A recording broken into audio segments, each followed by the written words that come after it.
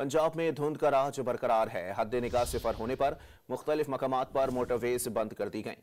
खैबर पख्तूनख्वा के बालाई इलाकों और बलोचिस्तान में बर्फबारी का सिलसिला जारी है। कई शहरों में पारा नुक्ता इंजमात से भी गिर गया।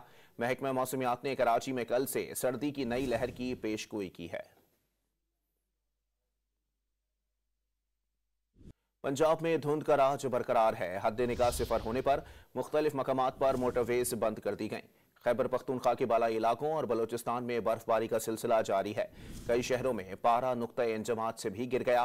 महकमा मौसमियात ने कराची में कल से सर्दी की नई लहर की पेशगोई की है। पंजाब में धुंध का राज बरकरार है। हद निगाह सिफर होने पर मुख्तलिफ मकामात पर मोटरवेज बंद कर दी गईं। खैबर पख्तूनख्वा के बालाई इलाकों और बलोचिस्तान में बर्फबारी का सिलसिला जारी है।